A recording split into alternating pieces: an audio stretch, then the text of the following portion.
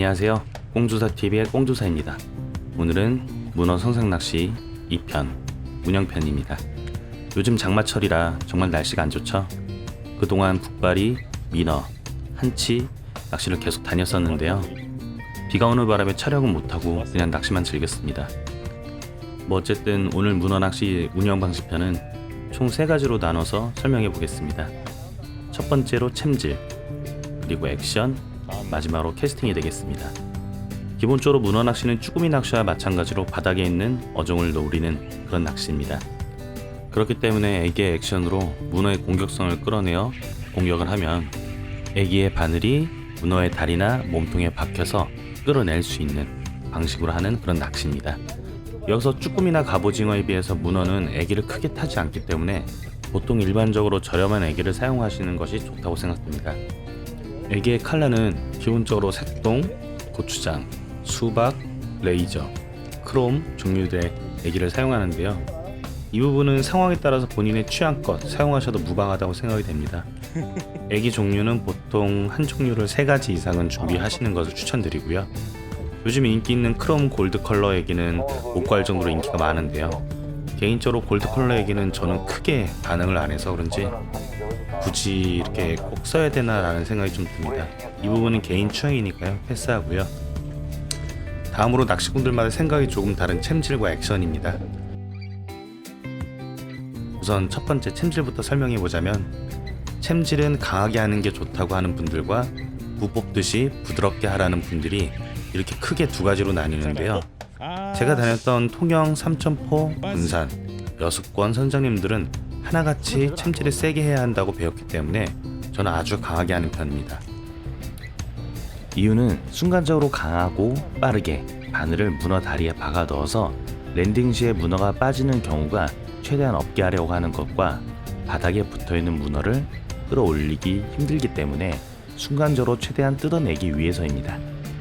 이때 가장 중요한 것은 입질이 온다고 바로 챔질하는 것이 아니라 완전히 올라탈 때까지 약간 1초에서 2초 정도 기다려주는 것입니다. 흔하게 볼 수 있는 모습 중에 애기 바늘에 문어 다리 하나가 약간 걸려있는 상태로 올라오는 경우가 있는데, 이런 경우는 챔질을 너무 빠르게 했기 때문입니다. 1초에서 2초 정도 잠깐만 기다려주면 문어가 애기 바늘에 완전히 올라타서 문어의 입 주변이나 다리 안쪽에 애기 바늘이 걸려 랜딩 시에 떨어지는 확률이 현저하게 줄게 됩니다. 다음으로 부드럽게 챔질을 하라고 하는 분들은 이유를 들어보니 챔질을 할 때 너무 강하게 챔질을 하면 문어가 빠질 수도 있다고 해서인데요. 개인적으로 저는 오히려 부드럽게 들어올릴 때 문어가 수면 위에서 빠지는 경우가 많았습니다. 애기 바늘이 정확히 문어에 박혀 있는 것이 아니라 애기 바늘이 문어에 박혀 있지 않고 문어가 채비를 잡고 있다가 놔버리는 경우였습니다. 문어의 바늘만 잘 박혀 있다면 빠지지 않았을 것이기 때문에 개인적으로 이 부분은 저는 챔질을 강하게 하는 것을 추천드립니다. 이 두 방식의 결국 같은 목적성은 있습니다. 첫 번째 방법은 1초에서 2초 정도 스테이 시간을 주면서 결국 문어가 완전히 올라타거나 애기를 감싸는 시간을 주어 세게 챔질을 해도 안 떨어지게 하는 방법. 두 번째 방법은 무 뽑듯이 부드럽게 챔질을 길게 주어 챔질 도중에 문어가 애기를 감싸거나 올라타는 시간을 자연스럽게 주는 것. 결국 같은 맥락이긴 하나 저는 개인적으로 올라타는 시간을 주면서 세게 했을 때 랜딩 성공 확률이 더 높았습니다. 예전 동호회에서 활동을 할 때도 천천히 무 뽑듯이 랜딩을 하라고 해서 그 방법으로도 해봤고, 선장님이 옆에서 입질 오면 기다렸다가 세게 챔질을 하라고 해서 해봤는데요. 확실히 애기 바늘이 몸 전체에 골고루 박혀 안정되게 나오는 것은 조금 기다렸다가 세게 챔질을 했던 방식이었습니다. 다른 방식을 한다고 해서 그 방식을 비난하는 것은 아닙니다. 개인적으로 저는 그렇다고 생각을 하는 거고요. 그리고 무 뽑듯이 했던 방식에도 충분히 잘 나오기도 하지만 문어를 랜딩 중에 떨구는 모습을 저는 너무 많이 봤기 때문에 개인적으로 비추천합니다. 자, 그럼 다음으로 넘어가 볼까요? 두 번째로는 액션입니다. 어떤 분은 탄살탈 털어주듯이 문어에 액션을 주고, 어떤 분은 조류나 바닥에 채비가 부딪히면서 자연스러운 액션이 들어가기 때문에 털어줄 필요가 없다고 합니다. 저는 조금 그런 것이 이 문어 액션에 대해서는 그때그때 상황에 따라 달라지면 된다고 생각합니다.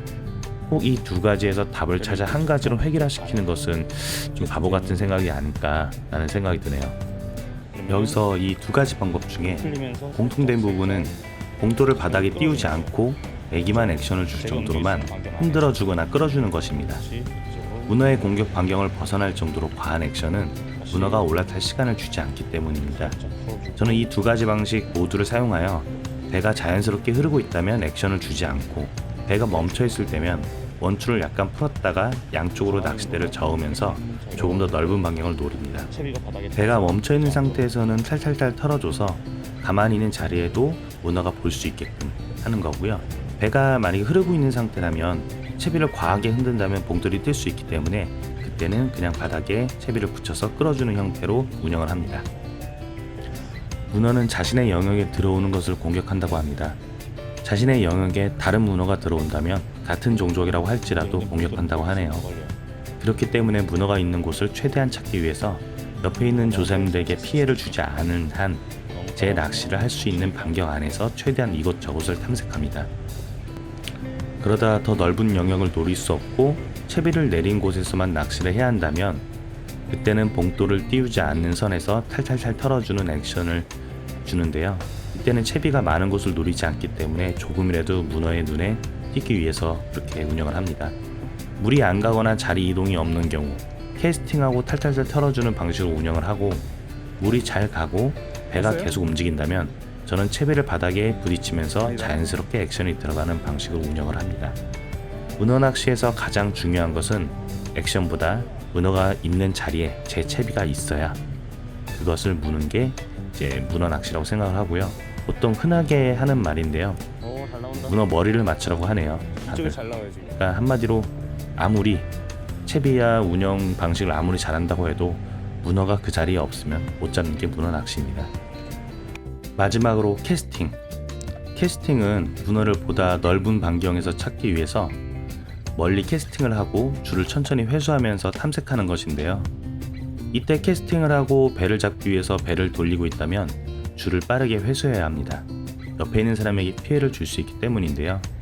본인의 욕심으로 인해서 남에게 피해를 주는 그런 진상 낚시꾼은 되지 말아야 할 것입니다. 배는 지속적으로 돌기 마련입니다. 포인트에서 앞, 뒤, 오른쪽, 왼쪽 모두 골고루 잡게 하기 위해서 배를 천천히 돌리면서 조정하는 경우도 있고 선장님은 그 지형의 물골에 지속적으로 배를 대기 위해서 배가 돌 수밖에 없는 경우도 생깁니다. 가끔 낚시꾼들이 모르고 배를 왜 이렇게 모냐고 하는 분들이 있는데요. 이런 선장님들이 오히려 열심히 하고 있다고 생각하시고 좋은 선장님이라고 생각하시면 좋겠습니다. 오해는 안 하셨으면 좋겠고요. 또한 캐스팅은 오히려 조과에 안 좋은 영향을 줄 수가 있습니다. 선장님이 딱 배 밑 주변으로 좋은 포인트에 배를 대놨는데도 캐스팅이 습관화돼서 포인트 밖부터 굳이 탐색할 필요가 없는데도 캐스팅을 하는 경우가 많습니다. 우선 포인트에 도착하면 바로 밑에 배 주변 밑으로 채비를 내려서 주위에 탐색하시고 난 뒤에 문어가 안 나온다면 캐스팅을 하는 것도 하나의 방법이라고 볼 수 있습니다. 오늘 영상은 여기까지입니다. 시청해주셔서 감사합니다.